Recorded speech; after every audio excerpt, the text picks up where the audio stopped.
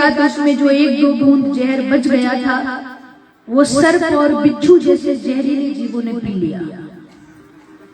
संत कहते हैं अगर संसार में आगे बढ़ना है तो बुराइयों का जहर तो पीना पड़ेगा। अगर कोई आपके बारे में भला बुरा कहे तो उसे भीतर भी मत उतारना, क्योंकि भीतर उतारोगे तो टेंशन में आ जाओगे। किसी से जाकर कहना भी मत कि मेरे बारे में किसी ने ये कहा, क्योंकि किसी से कहोगे तो तमाशा बनेगा। इससे अच्छा है कि दुनिया में बुराई का जहर जिसने अपने कंठ में धारण करना सीख लिया वो देवाधिदेव बन गया, और जो सहन नहीं कर सका वो साधारण देवता रह गया। प्रयास रहे कि दुनिया की बुराई का विष हम सहन करें। महादेव जी ने विषपान किया, दूसरे रत्न के रूप में कामधेनु गाय माता निकली। ये गाय माता ऋषि मुनियों को दे दी। तीसरे रत्न के रूप में उच्च श्रवा नाम का एक घोड़ा निकला, ये राजा बलि को दे दिया। चौथे रत्न के रूप में 7 सूंड वाला ऐरावत नाम का एक हाथी निकला, ये देवराज इंद्र को दे दिया। पांचवें रत्न के रूप में कौस्तुभ नाम की एक मणि निकली, ये भगवान नारायण को दे दी। छठे रत्न के रूप में कल्प वृक्ष निकला, स्वर्ग को दे दिया। सातवें रत्न के रूप में रंभा अप्सराएं निकली, ये भी स्वर्ग को दे दी। आठवें रत्न के रूप में लक्ष्मी देवी का प्राकट्य हुआ। लक्ष्मी देवी ने भगवान नारायण के गले में जयमाला पहनाई। बोले लक्ष्मी नारायण भगवान की।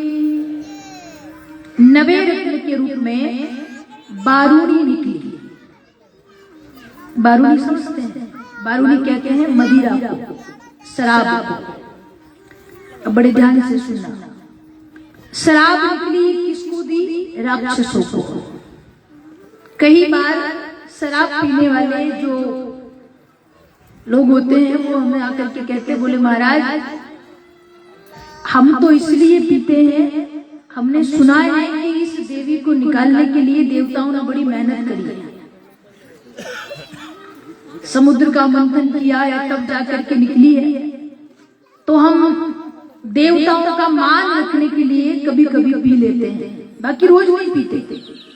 मंगलवार को और शनिवार को नहीं पीते। हमने पूछा भाई शनिवार मंगलवार क्यों नहीं पीते? बोले शनिवार मंगलवार का ही को पिए, वो तो हनुमान जी के दिन है। अच्छा, शनिवार मंगलवार हनुमान जी का दिन है, तो बाकी दिन क्या हनुमान जी छुट्टी पर जाते हैं? नहीं, आरती तो रोज होती है। फिर कोई माता जी का भगत मिलता है, वो कहता है बोले देवी जी हम माता जी के बहुत बड़े भगत हैं, नवरात्रि के 9 दिन हाथ भी नहीं लगाते। फिर उनके घर वाले धीरे से कहते हैं बोले 9 दिन तो हाथ भी नहीं लगाते, पर दशहरे वाले दिन भर होश में ही नहीं आता।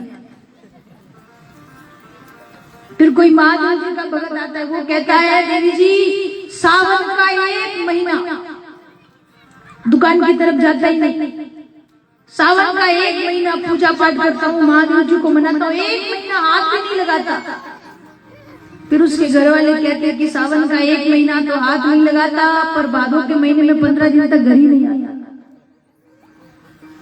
क्यों पीते हो? बोले समुद्र से निकली है। तो भाई समुद्र से निकली है पर इंसानों को नहीं दी, मनुष्यों को नहीं दी। समुद्र से निकली है तो राक्षसों को दी है, दैत्यों को दी है, दानवों को दी है। नशा नाश का कारण है, नशा विनाश की ओर ले जाता है, इसलिए हमेशा गलत संगत में जाने से बचें। खुद भी सुधरे, आपके यार दोस्तों को भी सुधारें। मैंने कई बार ऐसे ऐसे लोगों को देखा है जो गुरुजी के कहने पर, किसी मित्र के कहने पर छोड़, उसका रंग तो नहीं बदला पर उसके गुण बदल गए। उसका खाने पीने का तरीका बदल गया, रहने का तरीका बदल गया। अब 2 महीने, 4 महीने, 6 महीने वो आ रहा, एक दिन उसे उसके समाज वालों की, यार दोस्तों की याद आई, तो हंस के आगे जाकर कहता है बोले 1 दिन के लिए मुझे लेके चलो, यार दोस्तों से मिलवा के ले आओ, वापस ही आपके साथ आ जाऊंगा। हंस ने मना किया, एक बार नर्क से निकल जाने के बाद दोबारा जाना ठीक नहीं है। कौआ जिद करने लगा कि बस सबसे मिलना है, बहुत मन हो रहा है। हंस उसे लेकर के आया और कहा कि सुबह से शाम तक सबसे मिल लेना, शाम को मैं तुझे लेकर के जाऊंगा। 200-250 कौए आए उससे मिलने कि हमारा अपना कोई दोस्त बाहर गया था, विदेश से आया है। तो सब देख रहे हैं कि तू क्या खाता है, ऐसा बढ़िया हष्ट पुष्ट हो गया भाई, तेरा तो रहने का तरीका बदल गया, तेरा तो बात करने का तरीका बदल गया, तू तो बड़ा आदमी बन गया। भांति भांति से बात कर रहे हैं। सबने उसको घेर लिया और उड़ते हुए जब जाने लगे तो देखा कि रास्ते में एक पशु मरा हुआ पड़ा है। तो बाकी के कौओं ने उसको कहा कि थोड़ी देर रुके क्या? क्यों रुके? बोले सबको भूख लग रही है, कुछ खा पी लेते हैं। तो उसने कहा कि नहीं, मैंने खाना पीना बंद कर दिया है, मैं मानसरोवर में रहता हूँ और मैं मांस की तरफ देखता भी नहीं। तो बाकी के जो और कौए थे उन्होंने कहा कि तू मत खाना, हमें तो खाने दे। दोस्तों में जब कोई जाता है तो यही बात होती है, यहाँ से ध्यान देना हो, तू मत पीना, हमें तो पीने दे, दूर बैठ जाना दूसरी टेबल पर, तो कोई दूसरी चीज ले लेना। अब उसको बिठाया, वो डाली पर बैठा थोड़ी दूरी पर। वो कौए उस पशु का मांस खा रहे हैं। थोड़ी देर में कहा रहे इतनी दूर मत बैठ, थोड़ा पास तो आके बैठ, कम से कम एक दूसरे की बात तो सुनाई दे एक दूसरे को। उसको पास में बुलाया, फिर भी वो थोड़ी दूरी पर बैठ गया। फिर थोड़ी देर से कहते हैं कि अरे इतना दूर काहे को बैठता है, हम जबरदस्ती थोड़ी तेरे मुंह में दे रहे हैं, थोड़ा पास में तो पास में बुलाते जो पशु मरा हुआ पड़ा है उसके सींग पे बिठा दिया। उसका मन नहीं है पर बैठा है मजबूरी में। अब थोड़ी देर हो गई, बाकी के कौवे कहते हैं कि तेरा शरीर हष्ट पुष्ट है, तेरी चोंच बड़ी मजबूत है।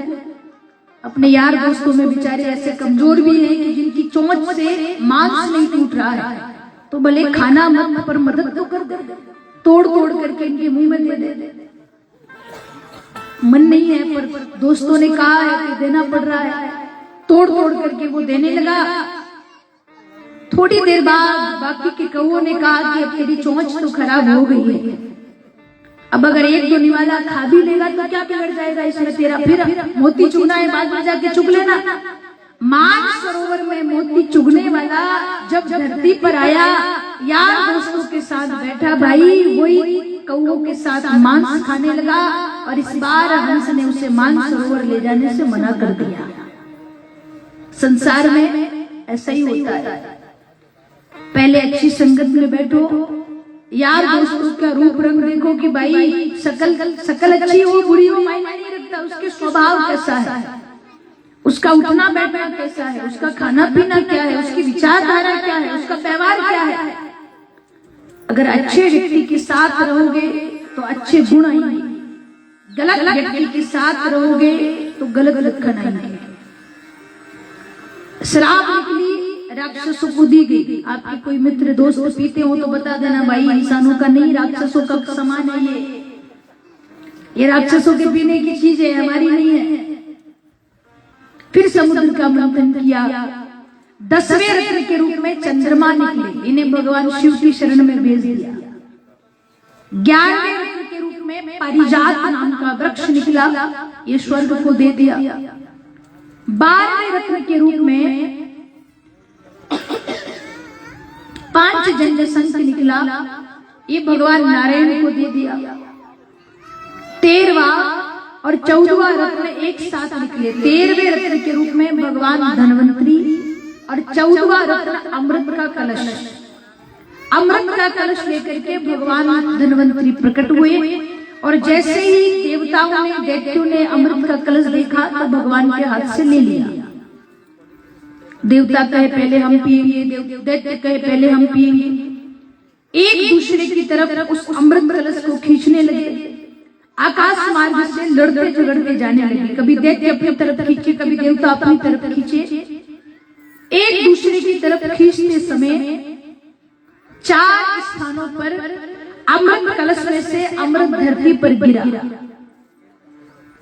जहां जहां गिरा वहां वहां महाकुंभ लगता है। कहां कहां लगता है अब आप बताओगे? प्रयागराज, उज्जैन, काशी नहीं लगता, नासिक, और एक जगह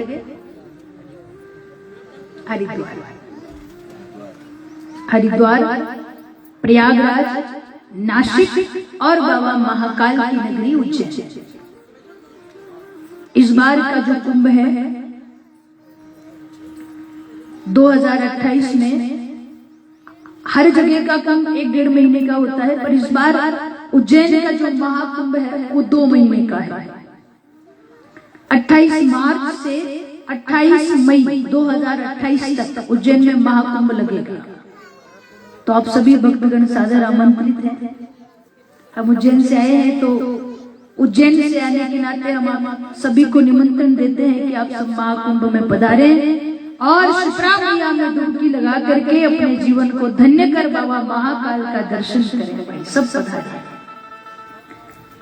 जब 4 स्थानों पर अमृत धरती पर गिरा तो भगवान नारायण ने मोहिनी रूप धारण किया।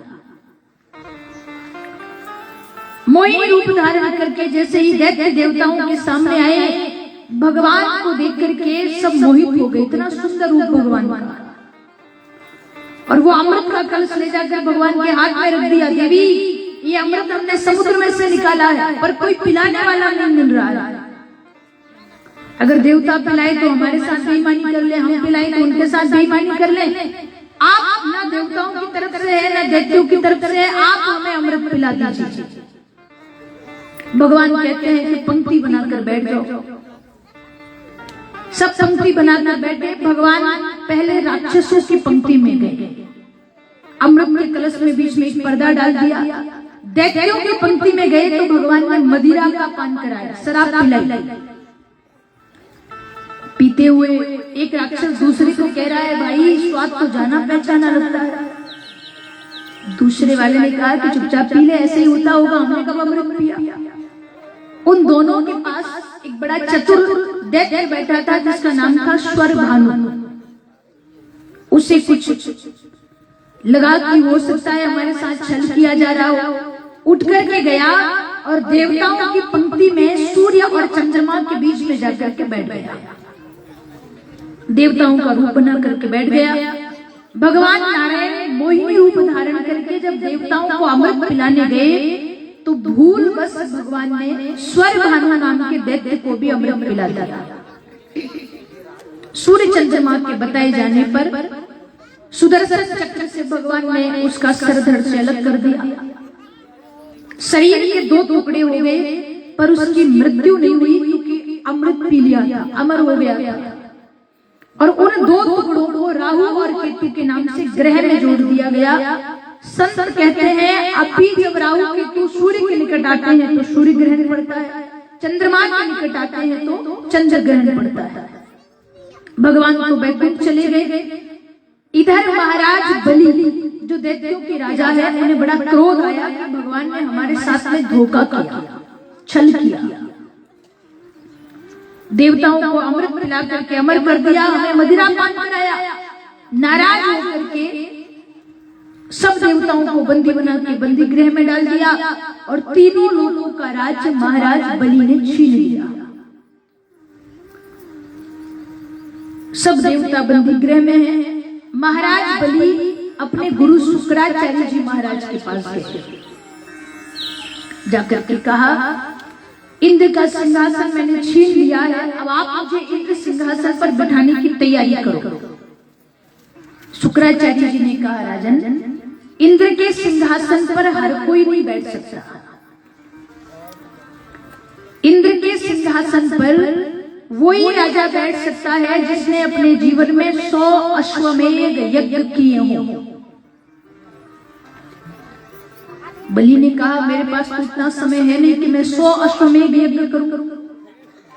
कब 100 अश्वमेध यज्ञ पूरे होंगे? कोई ऐसा उपाय बताइए कि एक ही यज्ञ करने से 100 यज्ञों का फल मिल जाए। सुखदेव जी कहते, राजन, शुक्राचार्य जी ने कहा, नर्मदा नदी के तट पर किया गया दान, किया गया हवन, कराया गया भोजन 100 गुना फल प्राप्त कराता है। कलयुग में जितना पुण्य गंगा मैया में डुबकी लगाने पर मिलता है, उतना पुण्य नर्मदा मैया का दर्शन करने मात्र से मिलता है। नर्मदा मैया के तट पर अगर 1 रुपया कोई दान करता है तो 100 रुपए जितना फल मिलता है। बड़ी महिमा है नर्मदा जी की। शुक्राचार्य जी ने कहा कि नर्मदा नदी के तट पर आप यज्ञ करो और उस यज्ञ में संकल्प लेना कि जो भी ब्राह्मण देवता आएंगे आप सबको मुंह मांगा धन देंगे। अगर सारे ब्राह्मण प्रसन्न होकर के आशीर्वाद देकर के जाएंगे तो तुम्हें 100 अश्वमेध यज्ञ का फल प्राप्त हो जाएगा। महाराज बलि ने गुरुजी के कहने पर यज्ञ का आयोजन किया। दूर दूर से ब्राह्मण देवता आ रहे हैं, राजा बलि की यहाँ भिक्षा ले रहे हैं। इसी बीच देवताओं ने भगवान नारायण से निवेदन किया, आप धरती पर पधारे और महाराज बलि को छल करके हमें हमारे स्वर्ग का राज्य वापस दिला दे। भगवान ने धरती पे आने से पहले अदिति मैया और कश्यप मुनि को सचेत किया। अदिति मैया और कश्यप मुनि ने पयोव्रत धारण किया। जिन किसी के संतान नहीं होती उनके लिए भागवत में एक बहुत बढ़िया सूत्र है। फागुन के महीने के शुक्ल पक्ष में पति पत्नी दोनों जोड़े से 12 दिन तक पयोव्रत करें। पयोव्रत 12 दिन का होता है, जिसमें बस दूध पी करके 12 दिन तक रहना होता है और किसी विद्वान ब्राह्मण के सानिध्य में भगवान नारायण की उपासना करे और कोई पयोव्रत करे तो उनके घर योग संतान, विद्वान संतान, समझदार संतान का जन्म होता है। अदिति मैया और कश्यप मुनि ने पयोव्रत धारण किया। पयोव्रत के फल स्वरूप कालांतर में भाद्रपद शुक्ल द्वादशी को भगवान का वामन अवतार हुआ। बोली वामन भगवान की। जब भगवान का वामन अवतार हुआ, सब देवताओं ने भगवान को उपहार दिए।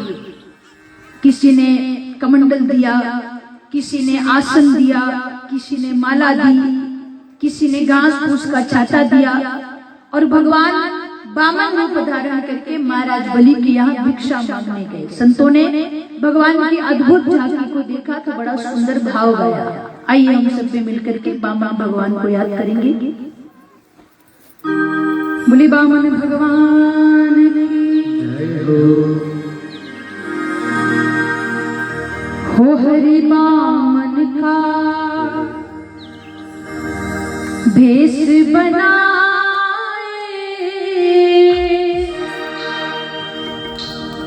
बलि राजा के द्वारे आए। हरि वामन का भेष बनाए, बलि राजा के द्वारे आए। हरि वामन का भेष बनाए, बलि राजा के द्वारे आए। हरि वामन का भेष बनाए, बलि राजा के द्वारे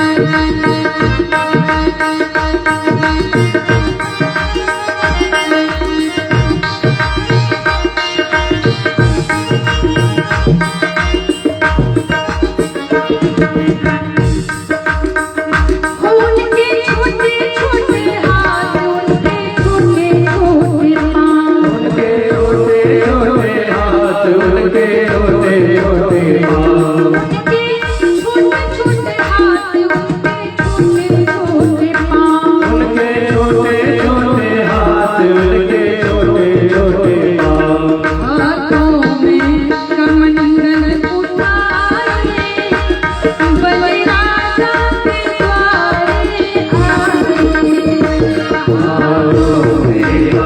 मंडल उठाए, भले राजा के द्वारे आए। वो हरि वामन का रूप बनाए, बलिराजा के द्वारे आए।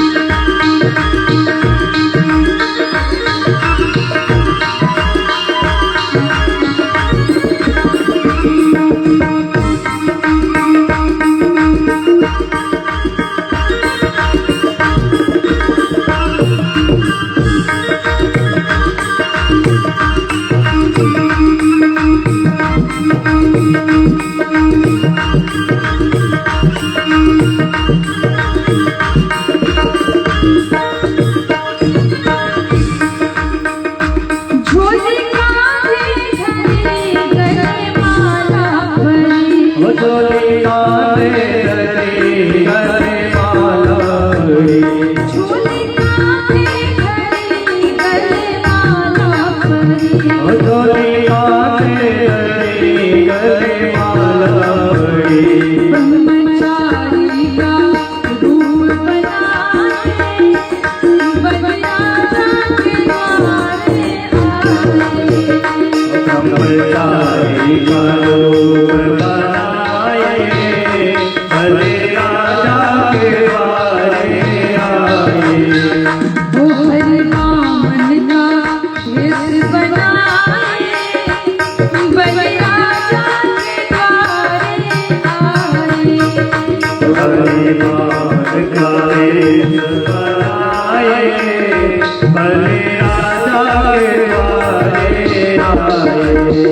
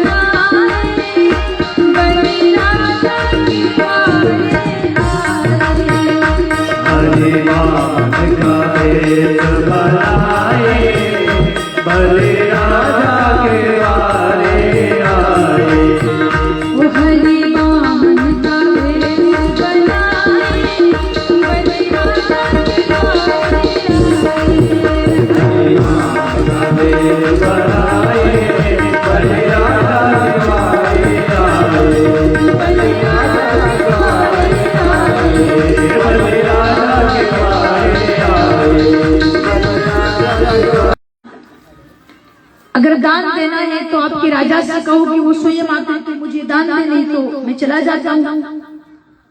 अगर मैं गया तो तुम्हारे राजा का संकल्प टूट जाएगा। मैंने सुना है तुम्हारे राजा ने संकल्प लिया है कि कोई भी ब्राह्मण यहां से दुखी होकर नहीं जाएगा।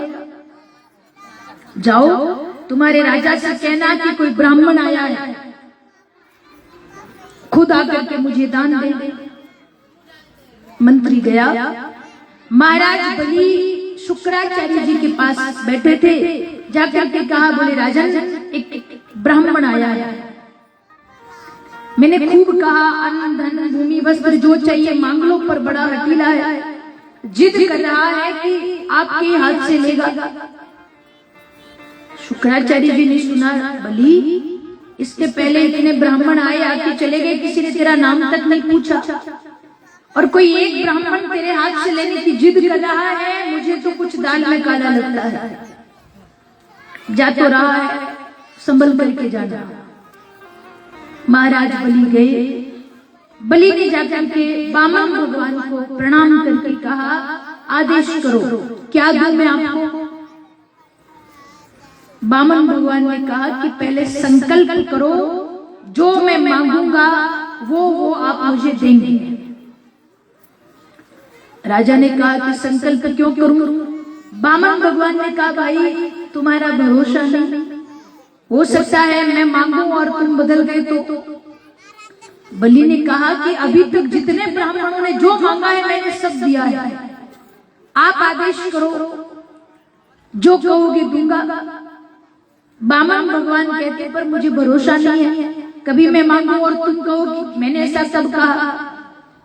संत कहते, भाई उस जमाने में प्रमाण की आवश्यकता होती होगी कि नहीं होती होगी तो भगवान जाने, पर आज के जमाने में जरूर है। आज के जमाने में बात बात पर लोग कहते हैं, क्या सबूत है कि हमने ऐसा कहा था, क्या प्रमाण है कि हमने ऐसा कहा था, हमने ऐसा कहा। बड़ा सुंदर प्रसंग है। एक नगर में एक सेठ जी रहते थे, बड़े धनवान, इतना धन कि उन्हें खुद नहीं पता कि मेरे पास कितना धन है, पर स्वभाव से थोड़े कंजूस, थोड़े क्या पूरे कंजूस। कंजूस इतने कि कभी किसी को 1 रुपया दान में नहीं देते, कभी किसी की मदद नहीं करते, कभी खुद पे भी खर्चा नहीं करते। और जो कुछ उच्च क्वालिटी के कंजूस होते हैं ना, बड़े वाले, वो अपने खुद पे भी खर्चा नहीं करते। खाएंगे तो तीनों ने आधा किलो घी खरीद लिया, अपने अपने घर ले गए। 2-3 महीने बाद तीनों मिले तो पूछा, और भाई क्या हाल चाल है, जो घी लिया था वो चल रहा है अभी।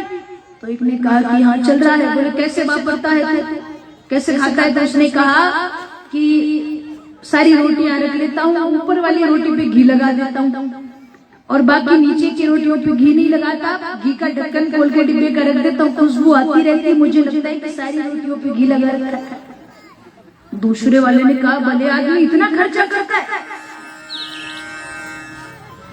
बोले 1 रोटी पे पूरे पे घी लगाता है। जिसने कहा, हाँ 1 पे तो लगाना पड़ता है। बोले अरे बड़ा खर्चीला हो गया तो ऐसे कैसे गृहस्थी बनेगी।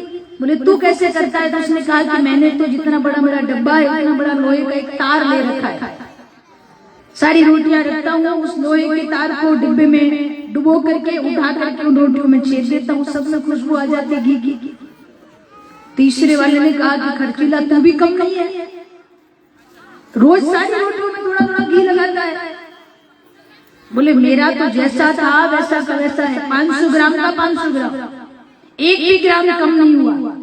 तो दोनों ने पूछा कि भाई तू कैसे खाता है, तू कैसे लेता है, वापरता है। उसने कहा मैंने तो अपने घी को एक कांच के डिब्बे में रखा हुआ है, ढक्कन वक्कन नहीं खोलता, रोटी रखता हूँ और कांच के डिब्बे को रोटी के ऊपर घुमा देता हूँ,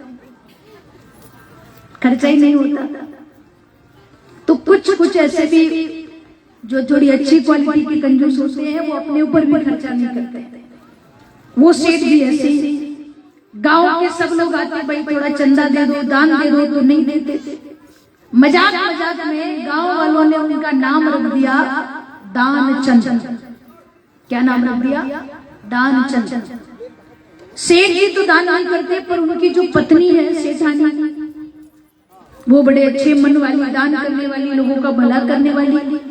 पर अब दान करे कब? जब पति पैसे से।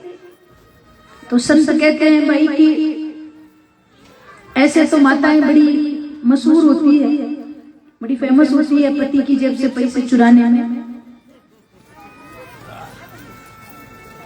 चुरा लेना चाहिए, आपकी संपदा है, उसमें कोई परेशानी नहीं है।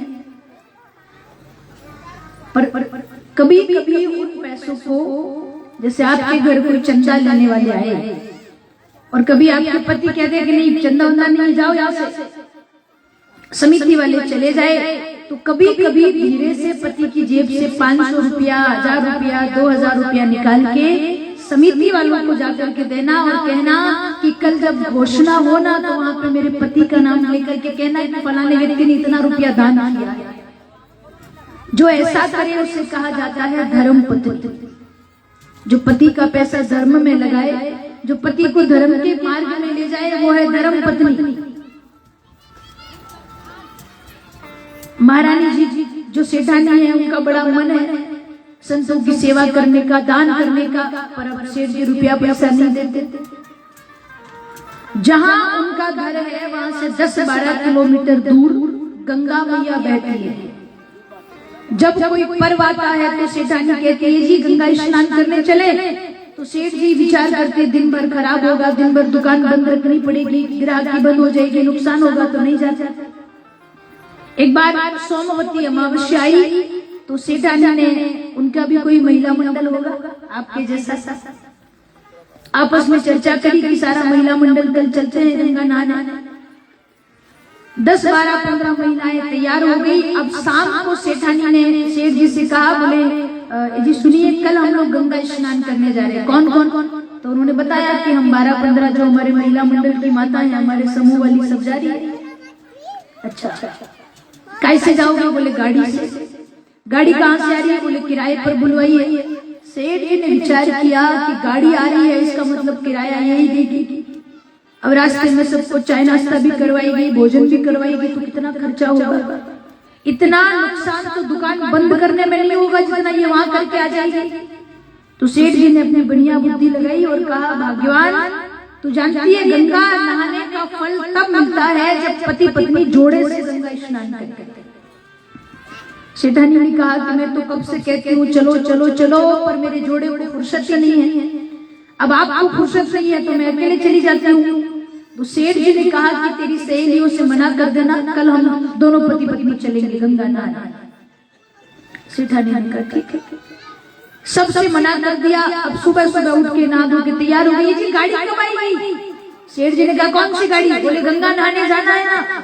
सेठ जी ने कहा भगवान गंगा नहाने पैदल पैदल जाना चाहिए, ज्यादा फल मिलता है। सेठानी ने कहा कोई बात नहीं, पैदल पैदल ही सही। अब दोनों पति पत्नी पैदल पैदल गंगा तट पर पहुंचे तो देखा बहुत सारी भीड़ है और हर घाट पर 2-4 पंडित जी खड़े। जब हम किसी पवित्र नदी में स्नान करने जाएं तो वहां हर घाट पर पंडित जी खड़े होते हैं। जैसे गंगा स्नान होता है तो कहते भैया दान पुण्य बोलो, कुछ दान करो। सेठ जी ने सोचा रुपया पैसा बचाने के चक्कर में तो पैदल पैदल आया और यहाँ पंडितों को देना पड़ेगा। देखा सामने एक ऐसा घाट दिखा जहाँ एक भी व्यक्ति नहीं, घाट पूरा खाली पड़ा है। सेठ जी ने कहा चल भाग्यवान उस घाट पर स्नान करेंगे, वहां कोई नहीं है। सेठानी कहती है जी वो तो मुर्दा घाट है। सेठ जी कहते घाट कोई सा भी हो, पानी तो गंगा मैया का ही है। सेठानी को लेकर के गए और जैसे घाट पे पहुंचे तो कहा कि पहले तो स्नान कर। अब सेठानी ने स्नान किया। उसके बाद सेठ जी गंगा स्नान करने गए तो कह कर गए अगर कोई पंडित जी आते हुए दिखे तो खास दे दे, मैं बाहर आ जाऊंगा। जैसे ही सेठ जी ने गंगा मैया में डुबकी लगाई, संत कहते हैं साक्षात भगवान वहां पंडित बन करके आ गया। आकर के कह रहे सेठ जी हो गया गंगा स्नान, दान पुण्य बोलो। सेठ जी ने कहा गंगा स्नान तो हो गया पर हमने तुम्हारे घाट पे थोड़ी किया है, हमने तो मुर्दा घाट पे किया है, यहाँ काय का दान पुण्य। पंडित जी कहते अरे सेठ जी आप तो कह रहे थे कि घाट कोई सा भी हो, पानी तो गंगा मैया का ही है, अब गंगा स्नान किया है तो थोड़ा बहुत दान भी कर लो। तो सेठ जी अपने कुर्ते की जेब टटोलते हुए कहते हैं, बोले आप मुझे जानते नहीं, मेरा नाम है दानचंद, बहुत बड़ा दानवीर हूं। आज जल्दी जल्दी में नगद रुपया लाना भूल गया, आज अगर मेरा बटुआ में सांस लेकर आता तो इतना दान देकर जाता कि तुम्हारी 2-4 पीढ़ियां बैठ बैठ खाती।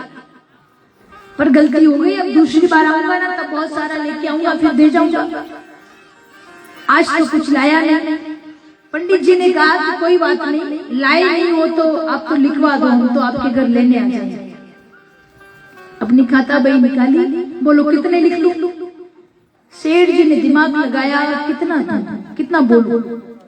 इतना बोल देता हूं कि मेरे घर आने जाने में इसका डबल खर्चा हो जाए तो आएगा ही नहीं। आने जाने का किराया उस जमाने में लगता था 2 पैसे आने का, 2 पैसे जाने का। आने जाने का किराया 4 पैसे का। सेठ जी बोले 2 पैसे लिख लो। पंडित जी ने 2 पैसे लिख लिए। सेठ जी खुश होकर के चले गए कि वाह पैसे बचे। अपने घर गए, वही दुकानदारी, घर परिवार। 2-4 दिन आराम से बीते। एक दिन सुबह सुबह सेठ जी कमरे में सो रहे हैं, सेठानी घर के आंगन में झाड़ू लगा रही है और सामने से वो पंडित जी आते हुए दिखे। सेठानी तो खुश हो गई, पंडित जी आ गए, दौड़ करके गई और कमरे में जाकर कहा, जी जल्दी उठो, वो पंडित जी आ गए जिन्हें हम 2 पैसे लिखवा के आए थे। सुबह सुबह सेठ जी का दिमाग खराब हो गया, 2 पैसे के लिए यहाँ तक आ गया। एक काम करना, पंडित जी से कहना कि मैं घर पे नहीं हूँ, फिर कभी आई। सेठानी ने कहा इतने दिन हो गए, थोड़ा तो दान पुण्य करो। सेठ जी ने कहा ना, पंडित जी से कहना मैं घर पे नहीं हूँ। सेठानी बाहर गई, पंडित जी को प्रणाम किया। पंडित जी बैठे, बोले पंडित जी आपके सेठ जी तो आज घर पे नहीं है, फिर कभी आना। पंडित जी ने पूछा कब तक आएंगे? तो सेठानी कमरे में जाती है और जाकर कहती है, जी वो पंडित जी पूछ रहे हैं कि आप कब तक आओगे। सेठ जी ने कहा कह देना 2-4-10 दिन लगेंगे आने में। सेठानी आई, जल का गिलास दिया और कहा, पंडित जी आपके सेठ जी को 2-4-8-10 दिन लग जाएंगे आने में, तो अभी चले जाओ, 8-10 दिन बाद आ जाना। वो तो भगवान है, जानते हैं कि कहीं नहीं गया है, घर में ही बैठा है। सेठानी ने कहा कि अभी चले जाओ, 8-10 दिन बाद आ जाना। तो पंडित जी कहते हैं कि बिटिया अब आ गया हूँ, फिर जाऊंगा, फिर आऊंगा। इससे अच्छा है कि 2-4 दिन जब तक सेठ जी आए तब तक यही रहूंगा, बनाऊंगा, खाऊंगा, और जब सेठ जी आ जाएंगे तो अपने 2 पैसे का दान लेके चला जाऊंगा। सेठानी तो मन ही मन खुश हो गई, चलो ये अच्छा हुआ। जाकर के कहा, बोले वो पंडित जी कह रहे हैं कि जब तक आप आओगे तब तक 2-4-8 दिन यही रहेंगे, बनाएंगे, खाएंगे, और जब आप आ जाओगे तो उनके 2 पैसे लेके चले जाएंगे। सेठ जी ने दिमाग लगाया कि 2 पैसे के चक्कर में अगर 8 दिन तक मेरे घर में बनाएगा, खाएगा तो कितने का खा जाएगा, ये तो कई गुना नुकसान हो गया। बोले भाग्यवान, पंडित जी से कहना कि मैं जहाँ गया था वहाँ अचानक मेरा स्वास्थ्य खराब हो गया, तबीयत खराब हो गई और मुझे अस्पताल में भर्ती करवा दिया है, तो अभी आप जाओ फिर आना। फिर सेठानी गई, बोले पंडित जी अभी खबर आई है कि आपके सेठ जी जहाँ गए थे हमारी रिश्तेदारी में, वहाँ अचानक उनकी तबीयत खराब हो गई, उन्हें अस्पताल में भर्ती करवाया है, तो आप चले जाओ, फिर कभी आ जाना। पंडित जी तो जानते हैं कि घर में बैठा बैठा कह रहा है। पंडित जी ने कहा कि बिटिया हमारी गंगा मैया के तट पे बहुत बढ़िया वेद रहता है, बहुत बढ़िया दवाई देता है, थोड़ी महंगी देता है, तुम पैसों की व्यवस्था करो, मैं दवाई लेकर आता हूँ।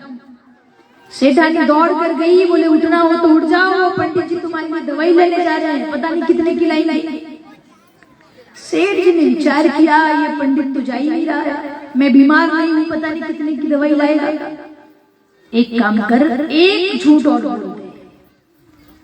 अब सेठानी को भी गुस्सा आ गया, इतने झूठ बुलवा रहे हैं बार बार, क्या बोलना है?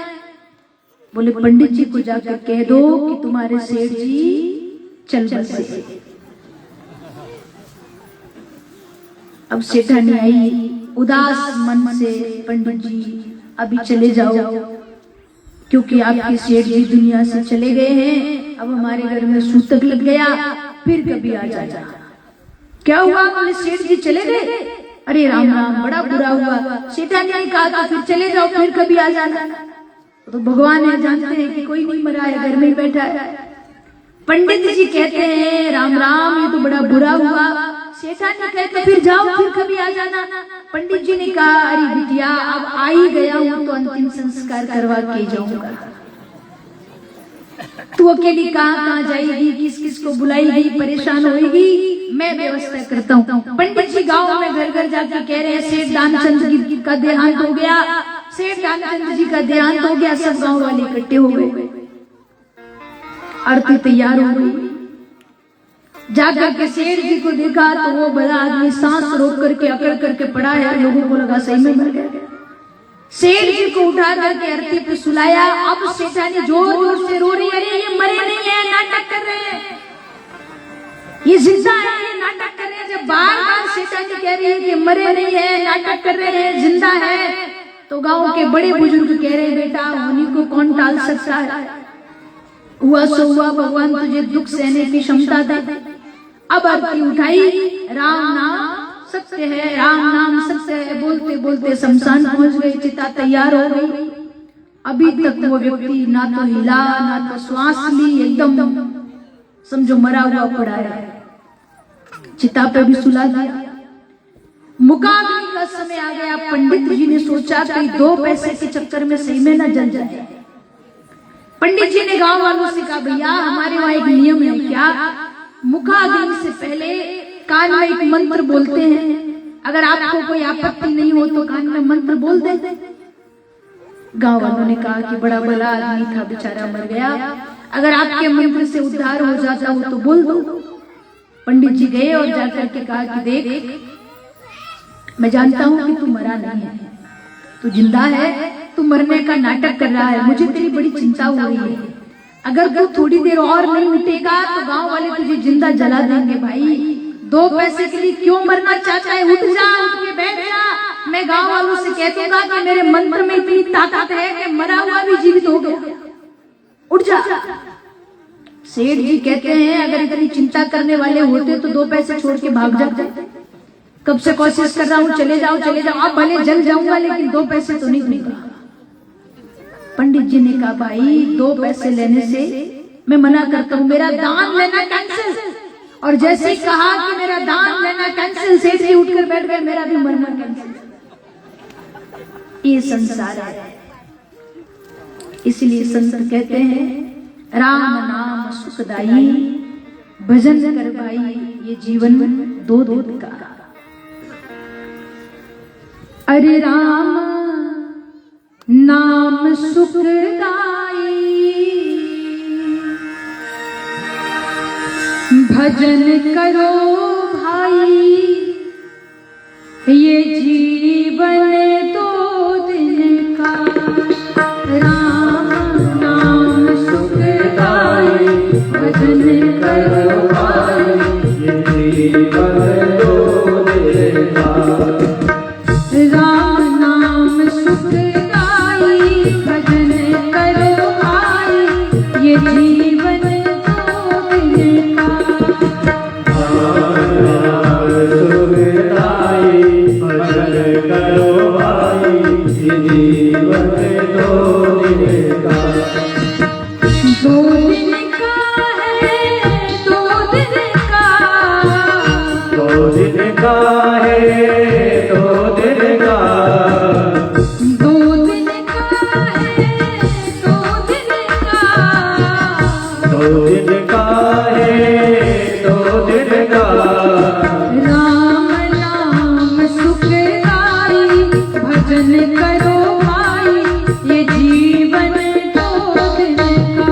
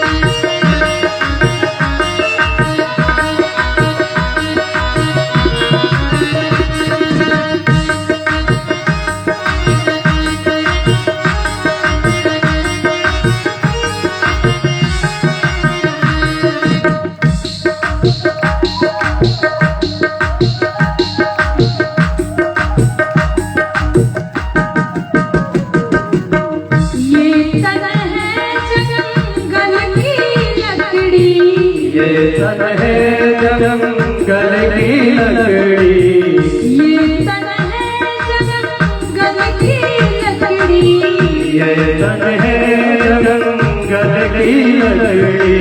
आग लगे जल जाई भजन करो भाई, ये जीवन दो दिन का। आग लगे जल जाए भजन करो भाई, ये जीवन दो दिन का।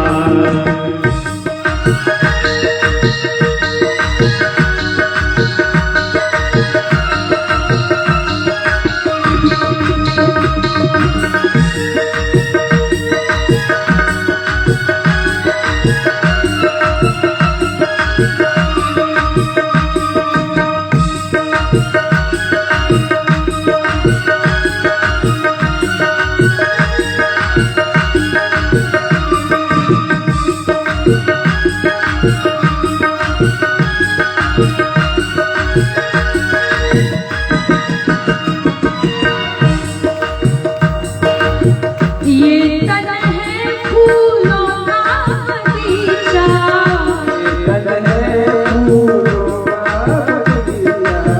ये तन है फूलों का बगीचा, ये तन है फूलों का बगीचा। धूप पड़े मुरझाई भजन करो भाई, ये जीवन दो दिन का। धूप पड़े मुरझाए भजन करो भाई, ये जीवन दो दिन का। राम नाम सुखदाई भजन करो भाई, ये जीवन दो दिन का। राम नाम सुखदाई भजन करो भाई, ये जीवन दो दिन का।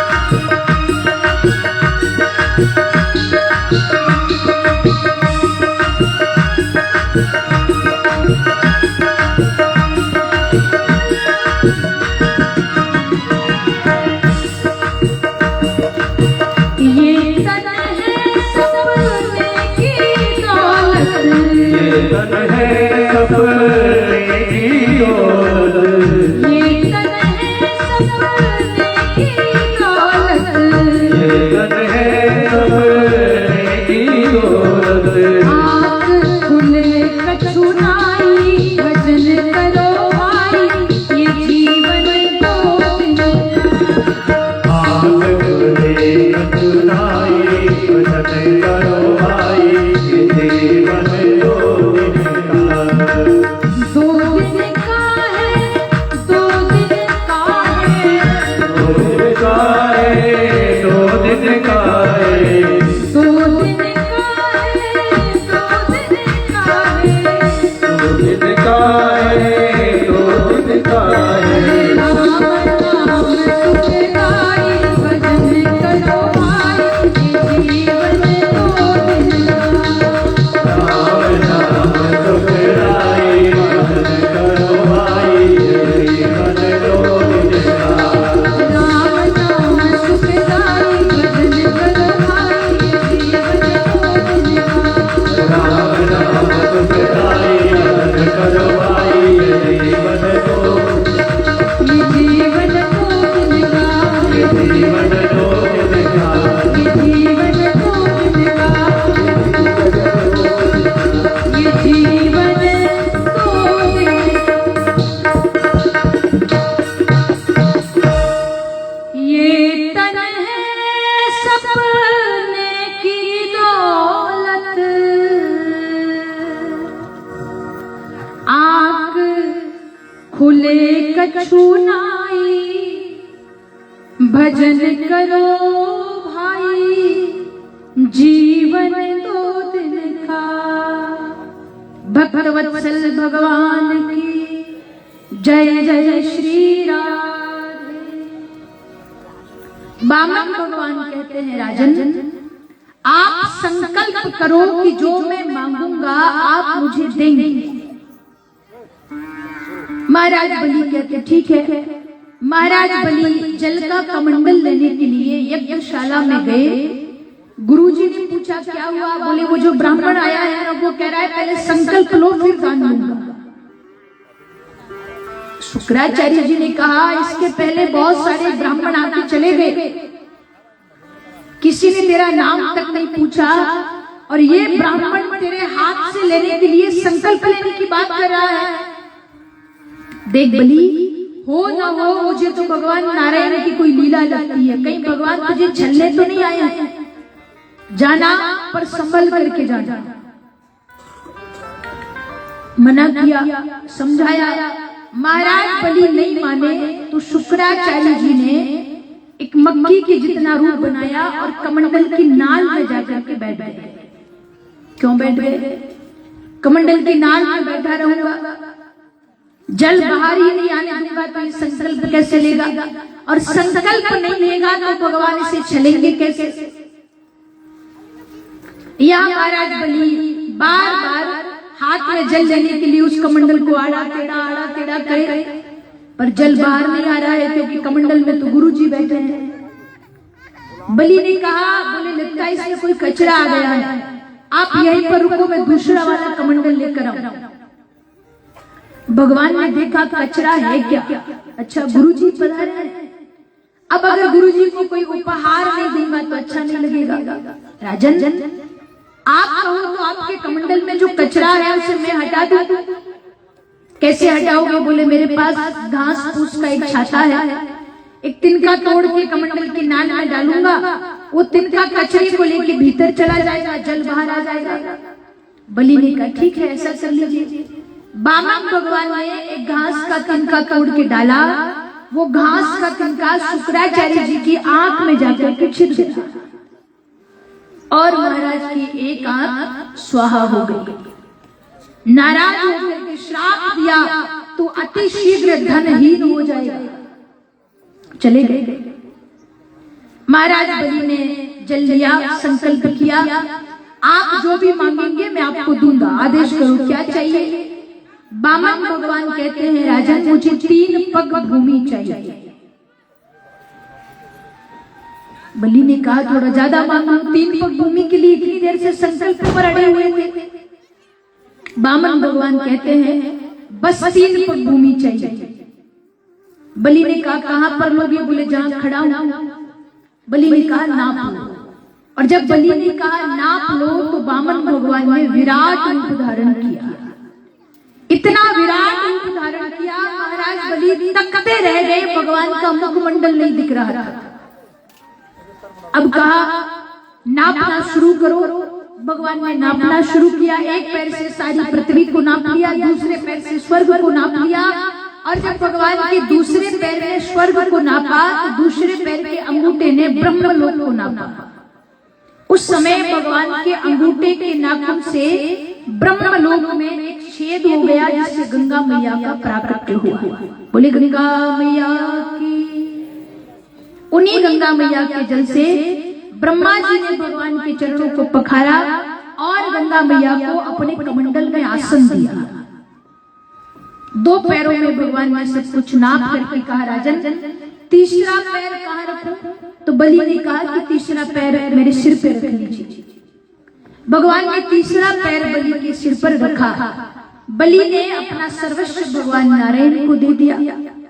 भगवान ने देवताओं को स्वर्ग का राज्य दिया, मनुष्यों को मृत्यु लोक का राज्य दिया, राजा बलि को रहने के लिए सुतल लोक का राज्य दिया। जब राजा बलि जाने लगे तो बामन भगवान ने कहा कि मैं तुम्हारी दान वीरता से बड़ा प्रसन्न हो गया, कोई वरदान मांगो। राजा बलि ने कहा कि आप भी संकल्प करो कि जो मैं मांगूंगा आप मुझे दे देंगे। कहीं मैंने मांगा और आप बदल गए तो बामन भगवान के मांग तो सही। बलि कहते हैं मैं तो बस इतना चाहता हूं कि जब भी मैं अपने घर से बाहर निकलूं तो घर के मेन द्वार पर मुझे आपका दर्शन हो जाए। भगवान कहते कि सीधे सीधे क्यों नहीं कहा कि मेरे द्वारपाल बन जाओ। तेरा कोई भरोसा तो आधी रात को घर से बाहर निकलेगा तो क्या आधी रात को आऊंगा। बलि ने कहा कि वो आप आपके हिसाब से देख लीजिए, आप यहाँ रुकेंगे कि वहां से आएंगे। अगर दे सकते हैं तो मुझे यही वरदान दे दीजिए। सुखदेव जी कहते राजन, बामन भगवान राजा बलि के द्वार पर खड़े हो गए। कब तक खड़े रहे? 6 महीने तक। जब 6 महीने तक नहीं आए, लक्ष्मी मैया ने नारद जी से पूछा भगवान कहाँ हैं? बोले सुतल लोक में। कब आएंगे? बोले जब तक राजा बलि है तब तक तो कुछ कहा नहीं जा सकता, क्योंकि उन्होंने राजा बलि को वचन दिया है कि जब जब तू घर से बाहर निकलेगा तब तब मैं तुझे दर्शन दूंगा। लक्ष्मी मैया कहती है कोई तो उपाय होगा कि भगवान वापस आ जाए। तो नारद जी ने लक्ष्मी मैया को एक पाठ पढ़ाया, साधारण स्त्री का रूप बनाना, सुतल लोक में जाना, महाराज बलि के द्वार पर खड़ी हो जाना, महाराज बलि आएंगे, आपसे मिलेंगे, ये बात करेंगे, दुखी होकर के खड़ी हो जाना, महाराज बलि दुख का कारण पूछे तो बता देना मेरे कोई भाई नहीं है। आप कहोगी मेरे कोई भाई नहीं है तो वो तुम्हारे धर्म का भाई बनेगा, और जब कहेगा